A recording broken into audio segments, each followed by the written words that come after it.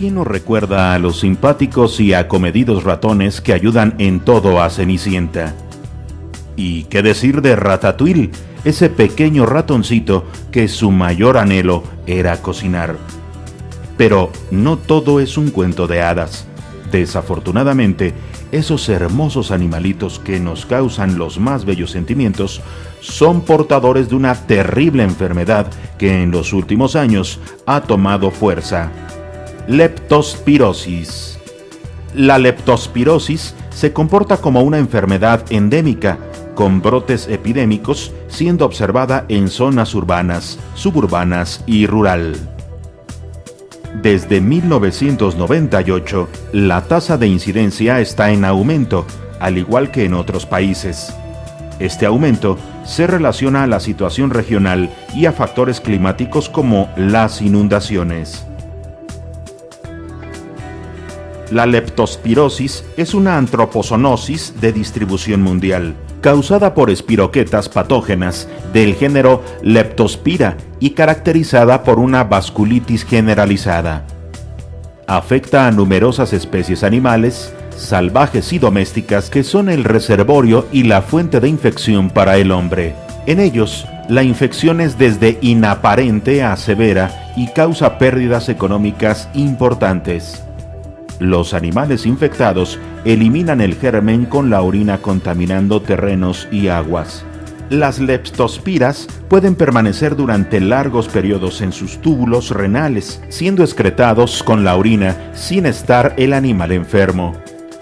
La mayor fuente de infección para el hombre la constituye la exposición directa a orina de esos animales o el contacto con agua y o suelo contaminados con tales orinas, ya sea a través de actividades ocupacionales o recreativas.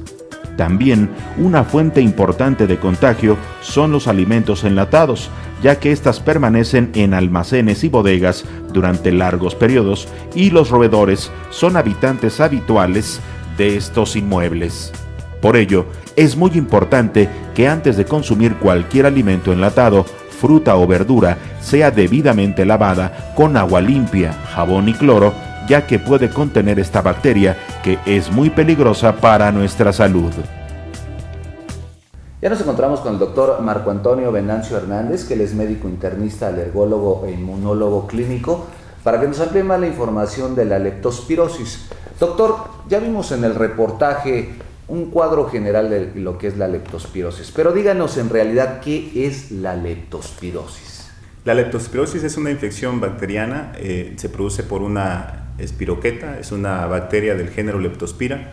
Tiene varias especies, la interrogans, que de ahí se derivan algunos serotipos, son más de 200, por eso le llaman algunos serovariedades, por eso le llaman serovar, y de estos se agrupan en 28 grupos, y de estos muchos se transmiten de animales hacia el ser humano. Ok, precisamente eso le iba a preguntar, doctor. Aquí vemos en el reportaje que las ratas son las principales que supuestamente portadoras de este virus o bacteria. ¿Son ellas?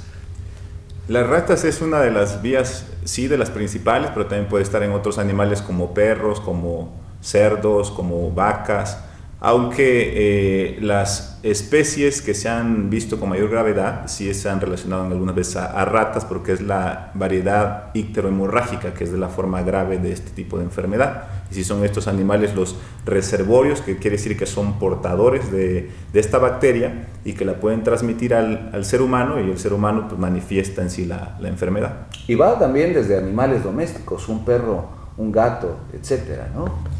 Los animales domésticos también pueden ser portadores, pueden ser reservorios, por eso es importante en este caso tener debido cuidado con el veterinario, de que estén inmunizados, porque incluso esto puede permanecer por mucho tiempo. Se ha visto también que carne que se lleva, o quienes trabajan en el manejo de la carne cruda, pueden contaminarse porque puede permanecer en tejidos del animal, principalmente en riñones, en los túbulos renales es donde permanece la bacteria de la leptospira, y de ahí puede ser contaminada alguien que manipule carne cruda, por ejemplo, o alguien que esté con alguna mascota que está contaminada y que elimina esta bacteria en la orina. Ahora que menciona usted lo de la carne cruda, bueno, se me viene a la mente esto. Si esa carne llegara a estar contaminada, obviamente en el momento de guisarla, ya sea en el momento de hervirla o asarla, etcétera, ¿se elimina esa bacteria? Sí, la bacteria es lábil a cambio de temperatura, más temperatura alta. Sobrevive en humedad, pero ante detergentes, ante antisépticos, es una bacteria que puede ser eliminada fácilmente. Ahora, ¿cuáles son los síntomas una vez que estamos contagiados? La enfermedad clínicamente la han descrito como en dos fases. La primera fase se puede presentar desde que viene el contagio, 5 a 14 días en promedio. El periodo de incubación puede ir desde 2 días hasta un mes. En este inicio es de manera brusca, con fiebre, con dolor de cabeza, con dolores musculares que les llamamos mialgias, principalmente en la zona de las pantorrillas y en las zonas lumbares, y además de esto escalofrío. Esta es la primera etapa de la enfermedad. Muchos pacientes pueden presentar solo esta etapa. La segunda etapa habla de un curso de mayor severidad. La segunda etapa se presenta 2 a 3 semanas después de haberse contagiado, y ahí es donde el paciente empieza a presentar ictericia, que es esta coloración amarillenta en conjuntivas o en la piel. Puede presentar daño hepático, hay elevación de unas enzimas hepáticas, puede presentar daño renal, daño pulmonar, y en algunos casos puede complicarse con cuadros como de meningitis por una contaminación a nivel cerebral. Ahora, también es bien sabido y tenemos esa información de que muchas veces se llega a confundir con un cuadro de gripe, y puede ser que nos hayamos contagiado y decimos es una gripe leve. Claro, por la aparición de los síntomas en estos pacientes, sí son síntomas inespecíficos. En medicina les decimos no patognomónicos, que quiere decir que no son exclusivos de esa enfermedad. Y sí, muchos pueden ser un cuadro parecido a una gripa. Muchos son por esto mismo diagnosticados como influenza. En algunos otros casos son diagnosticados cuando ya se presenta la segunda etapa como hepatitis, son diagnosticados como meningitis, o incluso pueden ingresar a un hospital con un diagnóstico de fiebre de origen oscuro o de origen indeterminado, cuando lo que puede estar cursando el paciente es con una leptospirosis. Hablando incluso de las formas graves, también pueden confundirse. Por ejemplo, cuando hay la fiebre, y algunos casos son vasculitis hemorrágica y hemorragia a nivel conjuntival, a nivel de muchas áreas en el organismo, puede confundirse hasta con un dengue hemorrágico. Incluso. Ahora, en esos momentos, ¿qué hacen? ¿Un estudio para saber qué es lo que nos está atacando? Exactamente, el diagnóstico que se establece a través de pruebas en suero, a través de la detección de anticuerpos hacia leptospira. Una vez que tenemos un cuadro clínico ya diverso, esto también conlleva que el médico con acuciosidad tiene que buscar intencionadamente si el paciente estuvo expuesto a alguna actividad de riesgo para que pueda presentar esta enfermedad, y en base a eso dirigir el estudio de laboratorio para hacer el diagnóstico preciso. ¿Cuál sería el daño más grave al tener esta enfermedad, doctor? Hay una forma grave de la enfermedad que fue la llamada enfermedad de Weil, y esto en relación a Adolf Weil, que fue quien describe esta enfermedad desde 1886 en Alemania. Entonces él describe a estos pacientes con un curso grave porque tienen daño hepático. La mayoría de estos pacientes graves, la causa de muerte es por daño a nivel renal, que es una insuficiencia renal, pero posteriormente puede ser también daño pulmonar o daño cardiovascular. A pesar de que hay ictericia, no hay falla hepática en estos pacientes, pero la manera grave es esta enfermedad. Se presenta afortunadamente en una frecuencia baja, es un 5% de todos los casos que se presentan. En otras series se ha reportado un 10%, pero no es lo más común. ¿Cómo prevenirlo?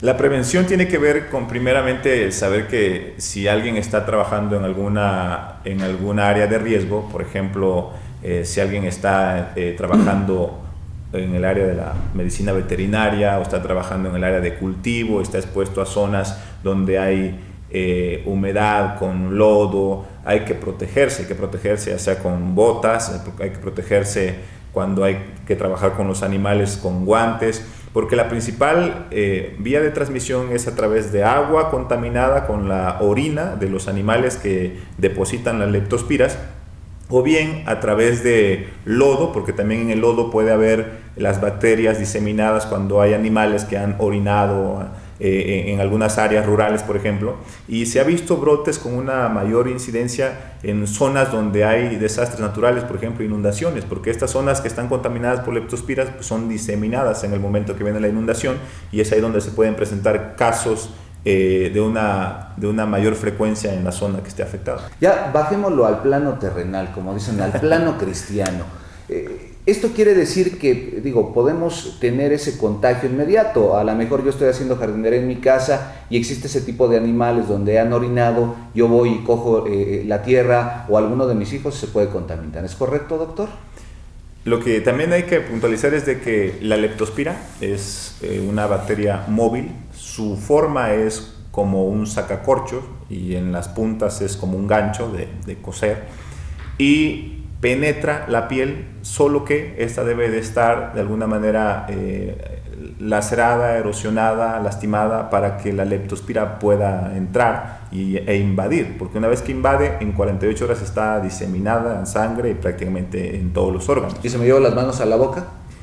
A través de mucosas también es el contacto, porque a través de alimentos contaminados, en la mucosa no es necesario que esté lacerada, porque la mucosa es un lugar donde es más viable que la bacteria pueda penetrar. Oiga, doctor, esto me lleva entonces ya a pensar en la parte práctica, que si yo me voy a lo mejor un fin de semana a algún río con mi familia, muy contento, y de repente hay ganado por ahí, pues obviamente el ganado no va a ir al baño, va a defecar en cualquier lado. Entonces uno está nadando tranquilamente por ahí. ¿Puede ser una forma de contagio? Claro, el nadar en lugares donde está cerca ganado, están cerca ratas, ratones, y esa agua puede estar contaminada, sí, y existe ese riesgo, existe el riesgo de pacientes que pueden contaminarse al nadar en lugares donde las bacterias de leptospira están abundantes en esa agua. Los jovencitos que les da por tener hámsters o ratas blancas, este tipo de animales que son mascotas, ¿corren un riesgo? El riesgo en cuanto a roedores es que estos pueden ser reservorios permanentes. Entonces, al orinar, si eliminan la bacteria leptospira, entonces sí existe el riesgo. Y el riesgo es porque el reservorio de roedor es un reservorio permanente. Y es importante en este caso que tengan la asesoría con su veterinario sobre sus mascotas. Todas las mascotas deben de tener las inmunizaciones completas para que no tenga riesgo, porque incluso esto puede ocurrir hasta con los perros. Claro. Con los perros puede ocurrir, entonces que el veterinario les dé la asesoría conveniente y el esquema conveniente de inmunizaciones para sus mascotas. Oiga, doctor, bueno, pues ya también viendo esto, si este animal, que es el que la transmite, la rata, si está en todos lados, puede ser en almacenaje, ya sea en transportación, puede pasar con la fruta. Normalmente vamos al supermercado y tomamos a lo mejor alguna manzana, ¿verdad?, en lo que estamos comprando, o un durazno, una uva, y lo único que hacemos es limpiarla supuestamente con nuestra ropa, o la comemos nosotros, se la damos a nuestros hijos. Es un riesgo, ¿no, doctor?